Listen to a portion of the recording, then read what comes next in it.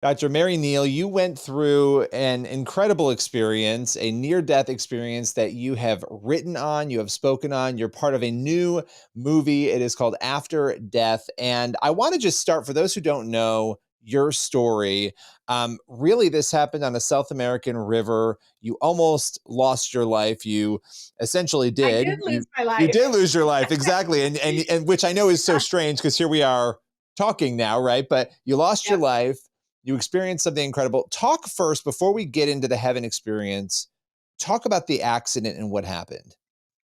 Well, in a nutshell, I mean, obviously, we don't have enough time to really go into it, but my husband and I are avid kayakers. We've kayaked for decades all around the country, internationally. And so this is something we do. This isn't a crazy kind of thing. But friends of ours are professional boaters and run trips to Chile every year during our winter and their summer. And so when my youngest son was finally old enough to let us leave without our kids, we decided to go down there for my husband's birthday. And we had a wonderful time. We paddled all these beautiful rivers and had a great time.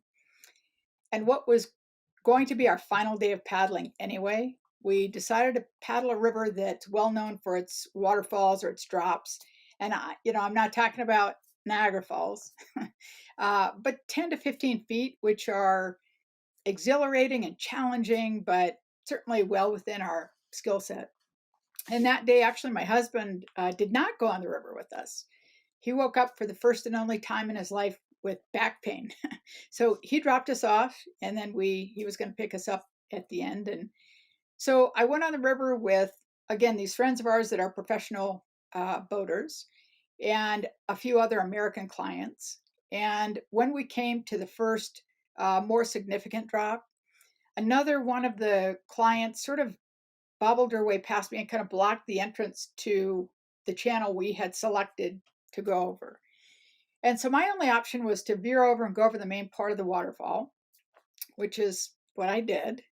And when I crested it, I could see the bottom and see tremendous turbulence and flow. And, I knew it wasn't going to be pretty. But what I assumed would happen would be that I would hit the bottom and flip upside down and have to come out of my boat and kind of get tumbled around a little bit and then sort of spit out downstream, which um, is not a fun experience, but it is part of boating occasionally, and that's fine. But what happened instead is something I could never have dreamed up. I have to tell you that I had never actually thought about death before. In my medical practice and in my surgical training, I had certainly dealt with death, meaning death of patients, that sort of a thing. But at that point in my life, I had not personally lost anyone. I had not lost a grandparent or a parent or a sibling or a friend. I mean, I didn't know anything about death. And so, like most people, I think, I never thought about death until I had to.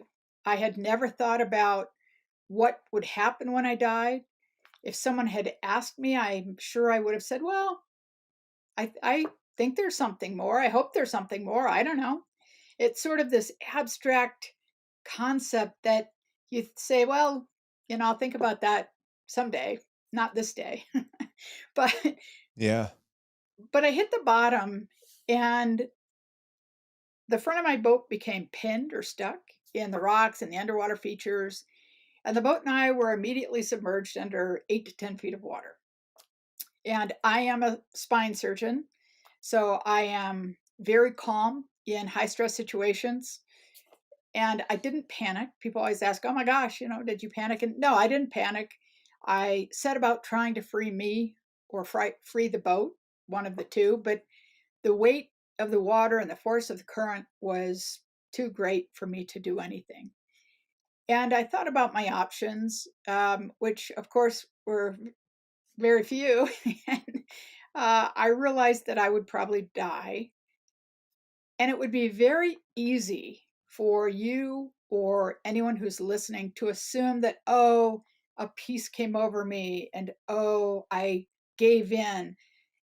I don't have the words to explain this so that you would actually understand it, but I made a very active choice and asked that God's will be done, regardless of what that meant.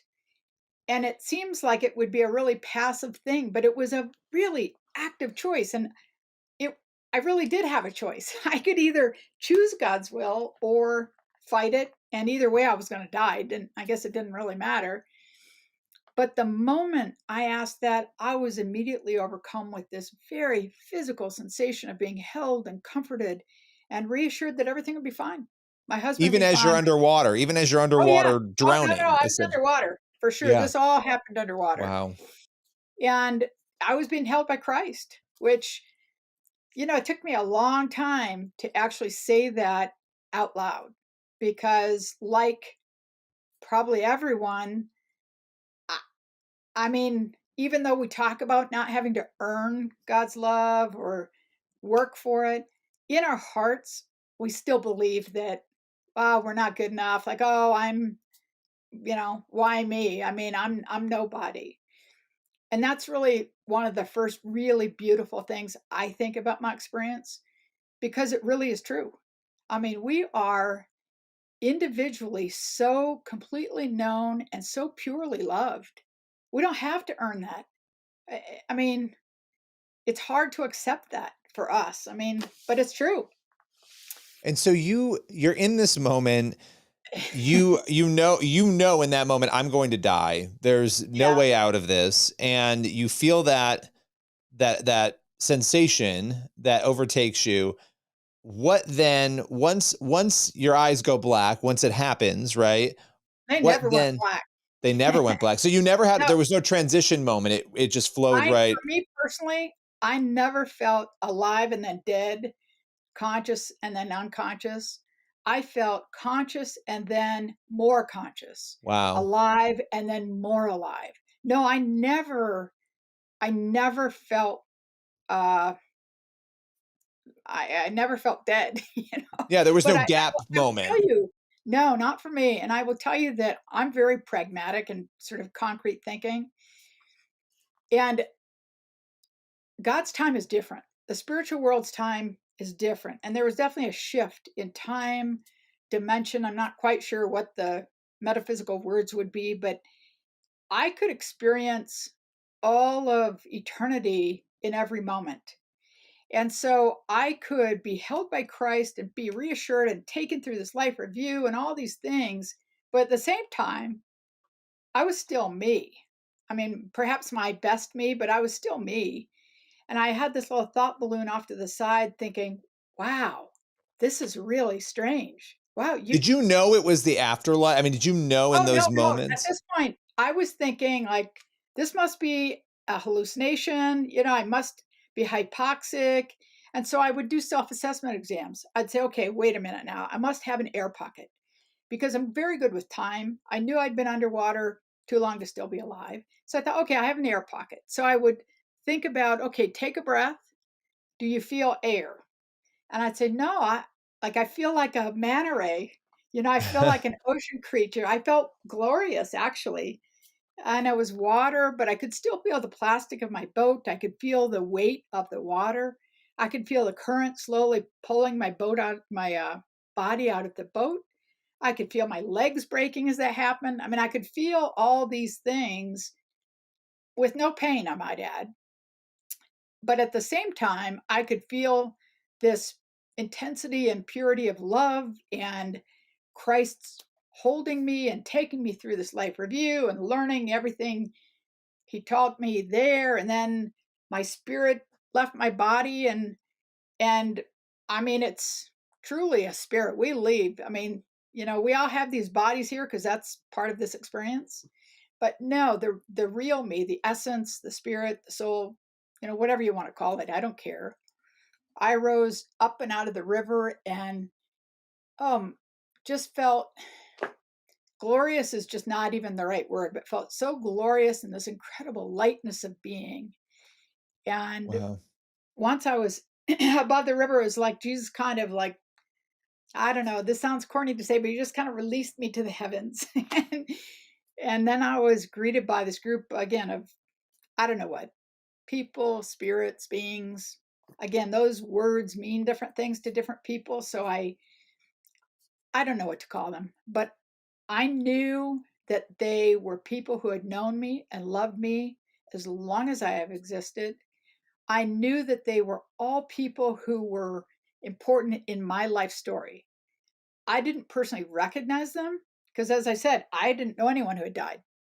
But let's say maybe it was a great grandparent who died before I was born, who knew me, knew of my existence, but I didn't know them. Someone So those tied to you, feelings, but you didn't know, right? So that's yeah, really interesting. yeah, no, and I absolutely know that the next time, unfortunately, there are plenty of people who will be there to greet me that I will recognize and I will know.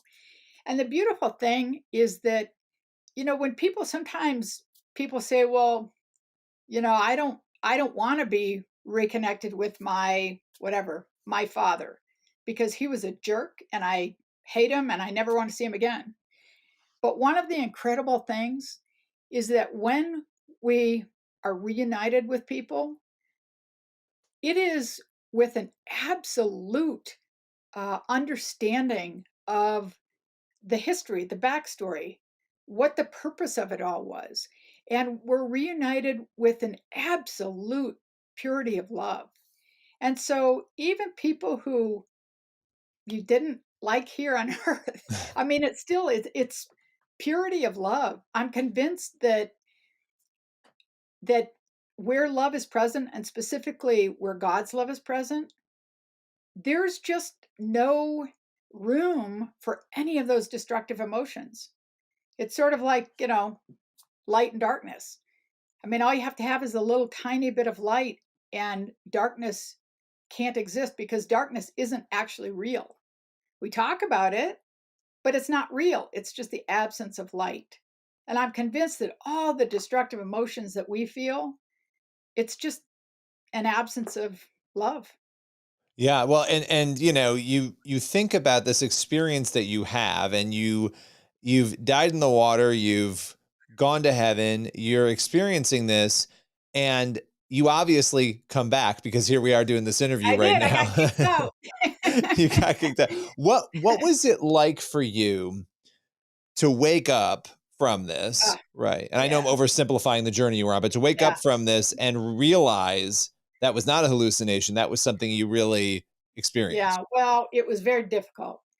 And most people who come back from a near death or after death experience uh, have a period of time. Some people it's short, some people it's longer, but a period of time uh, of really a couple things. First of all, disbelief that they're back, and really depression. And then you sort of struggle with, okay, well, what does it all mean? Because having a near death or after death experience, or even any other really profound spiritual experience, is definitely a mixed bag. It's beautiful and wonderful and awesome, but it brings with it a real heaviness and weight of responsibility. And okay, now what do you do with it? And it definitely sets you apart. It's a very isolating sort of experience. Well, But especially then for for somebody me, like you. I mean, you're oh, a doctor, you're a person of right. science, right? Yeah, And you were somebody who hadn't thought a lot about these things before, and right, suddenly how, how right. did how did that part of this change? Like, how did this experience change your faith walk? Let's go there because Oh, you have a God. very different view now than you did Oh, yeah. then. I mean, I would have claimed ahead of time to be a Christian, but really, now when I look at it, it's like most people in this country and perhaps worldwide. I don't know. It's kind of a cultural Christian. Yeah, Like, okay, that's just kind of what I was. I happened to be born in the Midwest and we went to church. But but that's not really being a Christian. That's a cultural Christian. You can be a cultural anything. right. But I would say that currently, without any doubt, first of all, my number one identity is that I am a beloved child of God, period. everything is secondary to that. I mean, believe me, I love being a wife. I love being a mother. All those two jobs are critically important to me. But the only thing that truly, truly matters is that I am a beloved child of God. And so my experience radically transformed my understanding of life and of death. It radically changed my understanding of what it means to be here. I mean, being on earth, being life is this incredible opportunity and incredible adventure. And we're not meant to be here and just waste it away or be here and just talk all the time about, oh, I can hardly wait to get back to heaven. I mean, that's like going to Europe and sitting in your hotel room wishing that you were back in your hotel or in your hometown. Nobody would do that. I mean, if you go on a vacation, you go out and you experience it because you learn things differently. You experience, even if it's doing the same thing, you do it differently and you have different things that force you to grow because it forces you out of your comfort zone. But for me, I had the um, other issue of coming back because when I was sent back, I was given basically a laundry list of things I still had to do.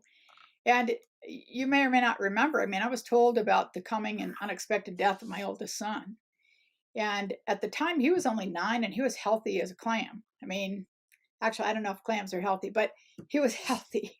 I And do so, remember that about your story. yeah. And It's so yeah. for me, I came back, and not only because I'm a scientist, but because of that, I spent many, many months trying very hard to come up with an alternative explanation. I didn't want this experience. I didn't want it to be real. I didn't want anything to do with it, actually. Um, so for me, it was sort of this even more intense experience of just thinking, like, come on, like, why am I? What's the deal here?